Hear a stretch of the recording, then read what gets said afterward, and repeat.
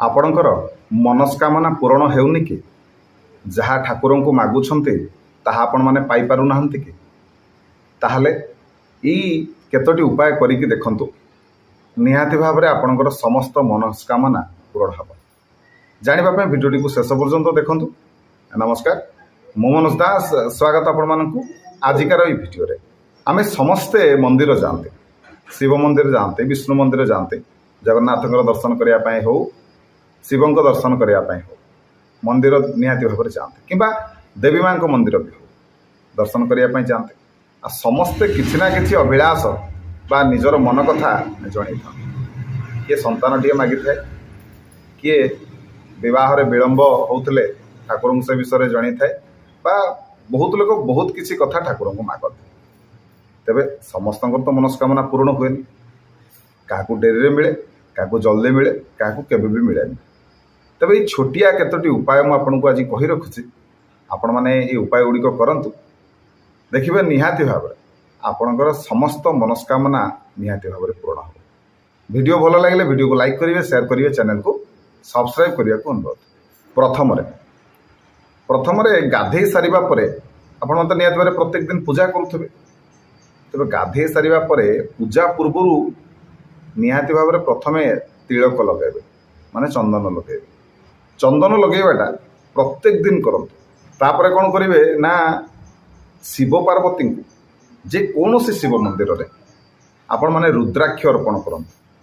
तेबे रुद्राक्ष अर्पण तो करेंगे, तेबे निज राशि अनुसार आपण राशि अनुसार जेते मुखी रुद्राक्ष आपण राशि रे आपण को सुहौथो सेतिकी मुखीर रुद्राक्षटीए आपण माने भगवान गौरी शंकर को अर्पण करंतु, शिव पार्वती को अर्पण करंतु, जद्वारा शीघ्र मनस्कामना पूर्ण होता है। तापरटी है बरगछर पत्र, ता पत्र रे निजर मनस्कामना को लेखिकी चंदन रे लेखिकी आपण माने जल रे प्रवाहित करंतु, जल रे भसई दियंतु, ताहले मध्य शीघ्र मनस्कामना पूर्ण होता है। ता परवर्ती है बेलपत्र रे चंदन लगे कि महादेव को अर्पण करंतु। जदि आपण माने बेलपत्र रे राम नाम लेखिकी शिव को चढ़ाते ताहले मध्य अति उत्तम। ता परवर्ती है चमेली तेल हनुमान को अर्पण करंतु। राशि तेल तो निहाती भाव में अर्पण करा जाए हनुमान को, किंतु चमेली तेल अर्पण करंतु प्रत्येक मंगलवार दिन। देखिए निहाती भाव में आपणकर मनस्कामना शीघ्र पूर्ण हम।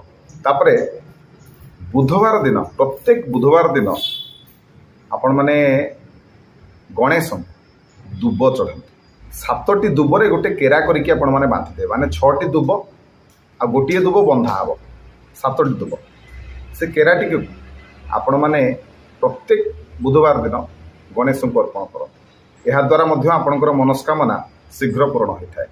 तापरे हनुमान चालीसार पाठ, हनुमान चालीसा पाठ करंतु प्रत्येक दिन संध्या समय से मनस्कामना शीघ्र पूर्ण हुए। एवं सुंदरकांड आपण माने पाठ करि परिबे, बजरंग बाण पाठ करि परिबे, जद्वारा कि आपणकर शत्रु भय, चोर भय, अग्नि भय ए सबू आपणकर दूरे जिवो। सेपरि शीघ्र इच्छा पूरण पई गोटे मंत्र मु कहि रखुछि, ए मंत्रटी को आपण माने जप करंतु, करिबा द्वारा मध्य आपणकर शीघ्र मनस्कामना पूर्ण हो। तबे मंत्रटी हला ओम क्लीं कृष्णाय नमः, ओम ऐं श्रीं भाग्योदय कुरु कुरु श्री ऐं फट ओम तेजसे नमः।